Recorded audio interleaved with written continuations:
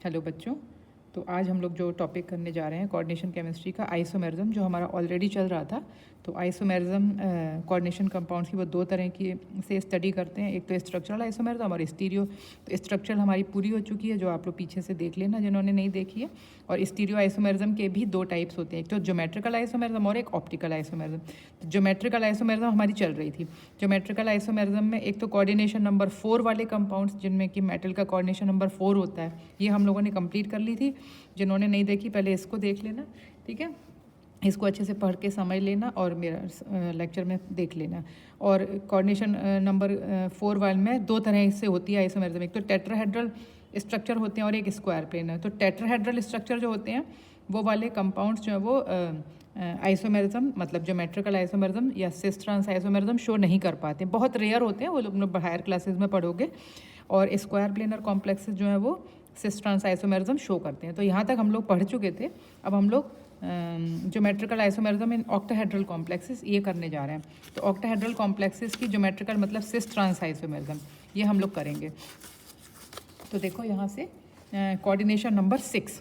तो coordination number 6 में कैसा स्ट्रक्चर बनेगा सबसे पहले तो ये पता होना चाहिए। अगर किसी भी मेटल का कोऑर्डिनेशन नंबर 6 है, इसका मतलब उससे 6 लिगेंड जुड़ेंगे, और जब 6 लिगेंड जुड़ेंगे तो उसका स्ट्रक्चर बनेगा ऑक्टाहेड्रल, ठीक है ना। तो कोऑर्डिनेशन नंबर अगर 6 है तो ठीक है, कोऑर्डिनेशन नंबर अगर 6 है तो कैसा स्ट्रक्चर बनेगा ऑक्टाहेड्रल। ऑक्टाहेड्रल में कैसा बनेगा, मेटल बनाई, ठीक है ना, और मेटल से 4 बॉन्ड तो इस तरीके से लगे होते हैं, 1 2 3 4 ये, और 2 ऊपर नीचे होते हैं, ठीक है ना। तो इसमें सिस ट्रांस आइसोमेरिज्म कैसे शो होगी ये हमें देखना है।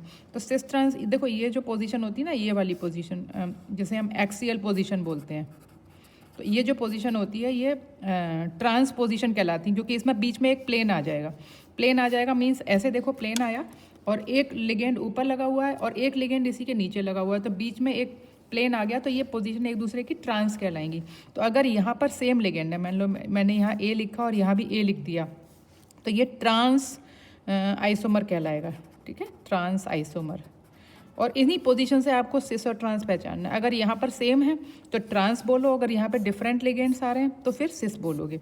जैसे कि मैंने मान लो यहाँ पर बनाया, यहाँ पर ए लिख दिया और यहाँ पर बी लिख दिया, तो ये जो है वो सिस आइसोमर कहलाएगा। तो आपको यहीं से पहचानना है कि अगर ट्रांस पोजीशन पर सेम लिगेंड है तो ट्रांस आइसोमर बनेगा ज्योमेट्रिकल आइसोमेरिज्म में, और अगर सेम लिगेंड्स नहीं है तो सिस। बस यहाँ से हमें पहचानना होता है, ठीक है। तो अब कितने तरह के ऑक्टाहेड्रल कंपाउंड्स में कितनी तरह की ज्योमेट्रिकल आइसोमेरिज्म, कौन कौन से कंपाउंड्स शो करेंगे वो हम देखते हैं। तो कितनी टाइप्स हो सकती हैं, देखो A4B2। A4B2 का मतलब है 4 लिगेंड एक तरह के हों और 2 लिगेंड दूसरी तरह के हों, तो ज्योमेट्रिकल आइसोमेरिज्म ऑक्टाहेड्रल में शो हो जाएगी।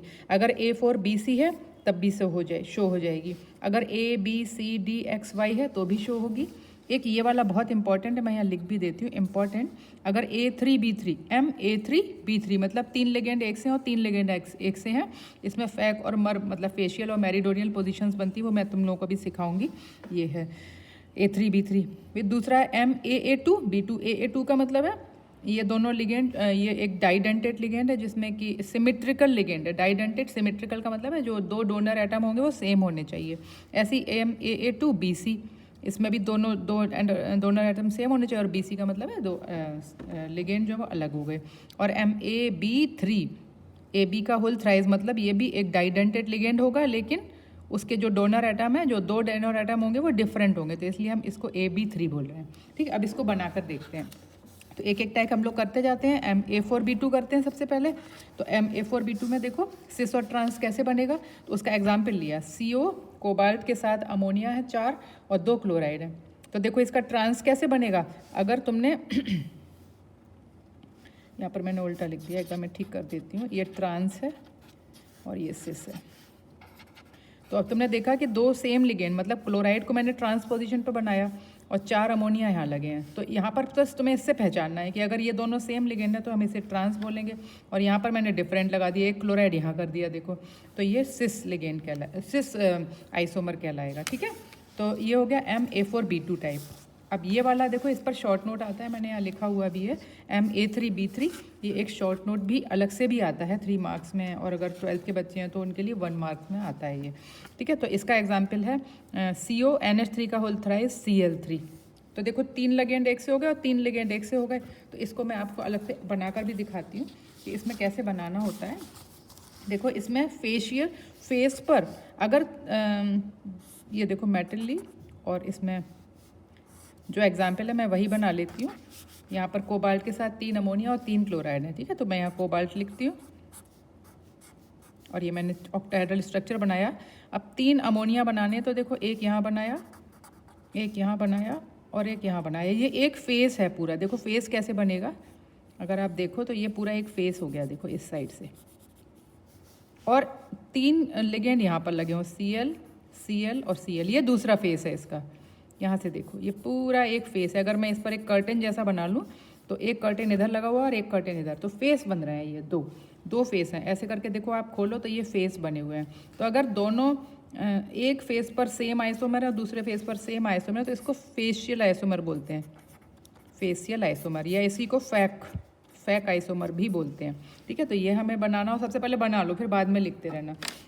उसके बाद में दूसरा, अगर यहाँ पर एक प्लेन पर 3 आइसोमर सेम आ जाएं, देखो जैसे CO, इसको ध्यान से समझ लेना और इसको बना भी लेना, एक इम्पॉर्टेंट है। तो ये मैंने यहाँ बनाए। अब देखो अमोनिया, कोई से भी 3 लिगेंड सेम प्लेन पर ले लो और अमोनिया, ये देखो एक ही प्लेन है, ये देखो प्लेन है। फेस में और प्लेन में डिफरेंस समझ में आ जाना चाहिए। तो अगर एक ही प्लेन पर 3 लिगेंड सेम लगे हुए हैं तो इसको हम मेरिडोनियल बोलते हैं, ठीक है, मेरिडोनियल आइसोमर, या इसको मर आइसोमर भी बोलते हैं, ठीक है। और यहाँ पर मैंने 3 क्लोराइड लगा दिए, ठीक है। ये समझ में आ गया। तो फैक और मर, फेशियल और मेरिडोनियल। तो इसमें जो है वो तीनों लिगेंड एक प्लेन पर एक सेम लिगेंड आने चाहिए। और इसमें ये एक फेस है और ये एक प्लेन है, समझ में आया, ये प्लेन है, ठीक है। तो इस पर सेम लिगेंड होंगे तो इसको मेरिडोनियल आइसोमर बोलेंगे, ठीक है। तो अब देखो मैं इसमें दिखाती हूँ आपको, लिखना क्या है वो भी देख लो। तो when 3 similar ligands are present, देखो फेशियल और मेरिडोनियल आइसोमेरिज्म पर अलग से शॉर्ट नोट आता है, तब आप एक एग्जाम्पल लिखो और फिर उसके बारे में एक्सप्लेन भी करो कि when the 3 similar ligands are present on one face of octahedral and other 3 similar ligands are present on the another face of the octahedral. This type of isomers are called facial या fake isomer. Or when 3 same ligands are present on 3 corners of a plane of octahedron. तो अगर plane के corner पर present है तो हम उसे meridional बोलते हैं, मेरिडोनियल आइसोमर बोलते हैं, ठीक है। ये हमें लिखना है। फिर एग्जाम्पल हमने बना लिया, जो मैंने आपको ऑलरेडी बनाना सिखाई दिया। ये एक फेस बना और ये दूसरा फेस बना, ठीक है। इस तरीके से बना लेंगे। अब देखो अब नेक्स्ट टाइप आ गया ABCDXY। तो ABCDXY में अगर आप बनाओगे ना तो हम किसी के कॉरेस्पॉन्डिंग, जैसे यहाँ A लिख दिया, फिर यहाँ पर B लिखें, इस तरीके से हम बहुत सारे आइसोमर बना सकते हैं। करीब 15 आइसोमर बन सकते हैं, जिसमें से 3 अभी तक आइसोलेट हो चुके हैं, ठीक है। तो ये तुम लोग जैसे कि M, और यहाँ पर हमने लिख लिया, एक को फिक्स कर लो, यहाँ पर A रख लिया। अब यहाँ पर B कर लो, बाकी C D X Y ये हो गया। तो A के कॉरेस्पॉन्डिंग B यहाँ ट्रांसपोजिशन पर है। दूसरा लिगेंड बनाओगे तो यहाँ पर C कर लो, B को कहीं और लिख दो। तो A के साथ अभी C ट्रांसपोजिशन पर है, तो मैं बोलूँगी A और C एक दूसरे के ट्रांस हैं, ठीक है। फिर C को हटा दो, D को यहाँ पर रख लो, तो A और D एक दूसरे के साथ ट्रांसपोजिशन पर है। ऐसे हम बोलते जाएंगे।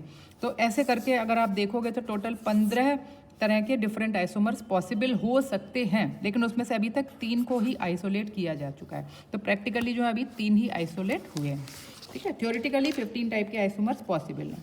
तो बस इतना ही लिखना है, इसमें और ज़्यादा करने की ज़रूरत नहीं है। तो उसका एग्जाम्पल भी लिखा हुआ है। पायरिडीन जो हम लोगों ने आइसोलेट किए हैं वो प्लेटिनम के साथ pyridine, ammonia, chloride, bromide, iodide और नाइट्राइड, ऐसे नाइट्रेट ऐसा लगा हुआ है, ठीक है। तो ये नाइट्रो ग्रुप लगा हुआ है, तो ये कर लेंगे।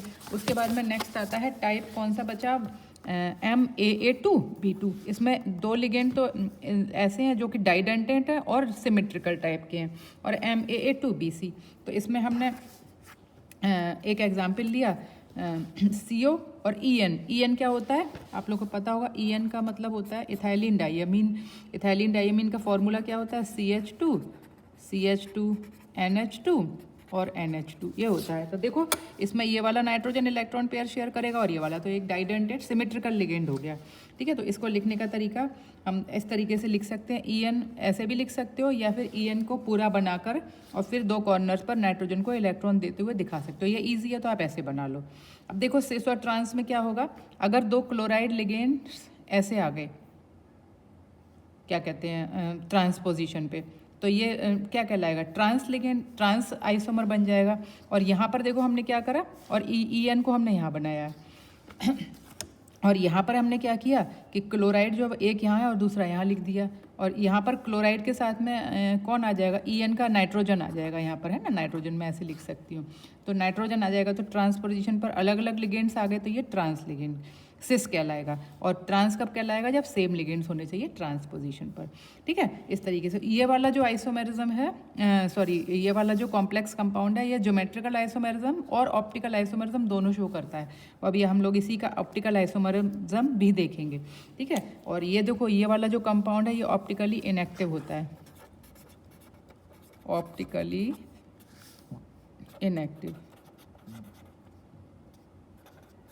और ये वाला ऑप्टिकली एक्टिव होता है। जब हम लोग ऑप्टिकल आइसोमेरिज्म तुम लोग को पढ़ाऊंगी मैं, तब देखना, क्योंकि इसके साथ रिलेटेड क्वेश्चन आ सकता है, इसलिए मैंने यहाँ पर भी बता दिया है। ठीक है, तो ये वाला आपको समझ में आ गया, MAA2B2 है ना, ऐसे ही AA2BC भी बन जाएगा, तो बस उसको तो लिख दो, एक ही बना के दिखा सकते हैं। फिर देखो नेक्स्ट हो गया MAB3, तो इसमें तुम्हें क्या दिख रहा है, इसमें दिख रहा है कि जो ये जो 3 डाइडेंटेड लिगेंड्स हैं यहाँ पर, और जो डाइडेंटेड लिगेंड्स हैं वो अनसिमेट्रिकल है। मतलब इसमें जैसे कि यहाँ पर एग्जाम्पल लिया है ग्लाइसिन का, ये ग्लाइसिन कहलाता है। इसको आप ऐसे भी लिख सकते हो और ऐसे भी लिख सकती हूँ मैं इसको, CrNH2CO, सॉरी ऐसे Cr और GLY ऐसे लिख सकते हो आप। ठीक है, तो GLY में ग्लाइसिन इसको शॉर्ट में लिखा जाता है, कहीं कहीं तो मैं ऐसे भी लिखा, देखोगे तो कंफ्यूज मत होना। तो ग्लाइसिन का फॉर्मूला क्या है, CH2, उसमें एक तरफ लगा है NH2 जो इलेक्ट्रॉन पेयर देगा और एक तरफ COO जिसमें ऑक्सीजन इलेक्ट्रॉन पेयर देगा।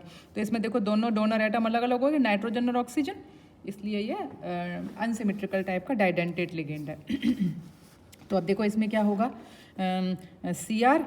CR लगाया हमने, और यहाँ पर मैंने ग्लाइसिन को जोड़ा, CH2 CO और O, और इधर लगा दिया NH2। अब इसी की ट्रांसपोजिशन पे अगर O आ गया तो ये कैसा कॉम्प्लेक्स बन जाएगा, सिस आइसोमर, क्योंकि यहाँ पर ट्रांसपोजिशन पे अलग अलग लिगेंड है, तो सिस बन गया। और इसमें नाइट्रोजन और इधर भी नाइट्रोजन आ रहा है, तो ये ट्रांस बन गया। ये देखो समझ में आ रहा है, NH2 CH2 COO, फिर यहाँ पे लिखो NH2 CH2 COO, तो इसका O आ रहा है और यहाँ पर नाइट्रोजन का N आ रहा है, तो ये सिस आइसोमर बना। बाकी CH2 NH2 और COO ऐसे करके लिख दिया।